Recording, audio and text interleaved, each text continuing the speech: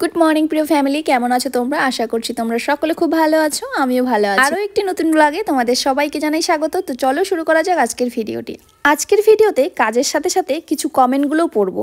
তো চলো শুরু করা যাক। প্রথমেই যে দাদাভাইয়ের নাম নেব সেটা হচ্ছে অজয় সরকার 0.1। এই দাদাভাই বলেছে, আপনাকে অসংখ্য ধন্যবাদ। আপনার ভিডিও দেখে আমি অনুপ্রাণিত হই, মাঝে মধ্যে আপনার মতো ভিডিও ছাড়ার চেষ্টা করি, আর আপনার ভিডিওগুলো অনেক ভালো লাগে। এরকম ভিডিও দেওয়ার জন্য অসংখ্য অসংখ্য ধন্যবাদ। আর আপনার জন্য শুভকামনা আর ভালোবাসা রইল। তো আমার তরফ থেকে দাদাভাইয়ের জন্য অনেক অনেক শুভকামনা ভালোবাসা রইল। নেক্সট যে দাদাভাইয়ের নাম নেব সেই দাদাভাইয়ের নাম হলো সন্দীপ ঘোষ। এই দাদাভাই আমাকে স্টার গিফট করেছে।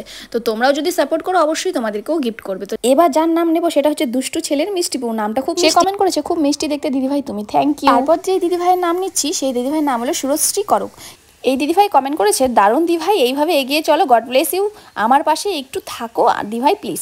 তো তোমরাও এই দিদিভাইকে পুরো সাপোর্ট করো, আর আমি তো করছি। তো চলো, সকালবেলায় কাপড়গুলো ধুয়ে রেখেছিলাম, তো ভাবলাম যে কাপড়গুলো পরে দিয়ে দেবো, তাই বেডশিটটা চেঞ্জ করে নিয়ে তারপর আমি উপরে ছাদে আসলাম।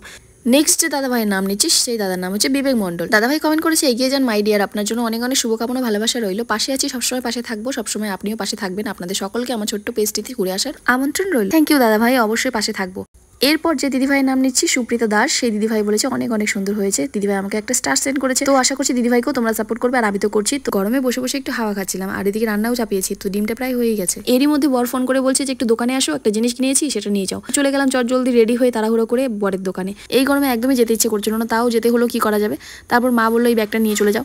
এই ব্যাগ নিয়ে চলে গেলাম শর্টকাট দিয়ে বরের। তারপরে এদিকে বাজার একটুখানি নিয়ে নিলাম। বাজার বলতে গেলে শুধু একটা সাবান নিয়েছি। ঢুকতে না ঢুকতেই ততক্ষণে দেখছি যে একটা নারকেল পড়লো। তো ভাগ্যি ভালো আমার মাথায় পড়েনি। তো এই নারকেলটা ঘরে নিয়ে রেখে দিলাম, কারণ হলো সকাল থেকে 5টা পড়েছে, এটা নিয়ে মনে হয় 6 নম্বর হবে।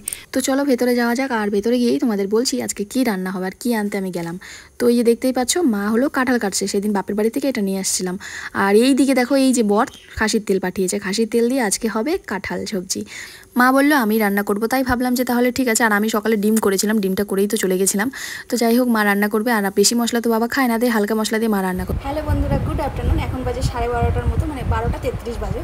তো স্নান তো সকালেই হয়ে গেছিলো, আর এখনও চুলটা শুকায়নি, কারণ চুলটা বেঁধে রেখেছিলাম। ততক্ষণে আমি রান্নাবান্না কমপ্লিট করে এখন ঘরে আসলাম। আর এই দেখতে পাচ্ছ চুলগুলো, এইটুকু চুল আবার শুকাতে কত টাইম লাগে ভাবো। তো আজকের ওয়েদারটা তোমাদের সাথে, তো আজকের ওয়েদারটা দেখো, একদম মেঘলা আকাশ, মনে হচ্ছে যেন এই সন্ধে সন্ধে হয়ে গেছে, এরকমই একটু লাগছিল। তো যাই হোক, এদিকে মা রান্না প্রায় কমপ্লিটের দিকে। তো মা বললো একটু টেস্ট করে দেখো। ততক্ষণে আমি টেস্ট করি, আর তোমরা আমার ভিডিওতে লাইক কমেন্ট করে ভরে দাও। Bye bye.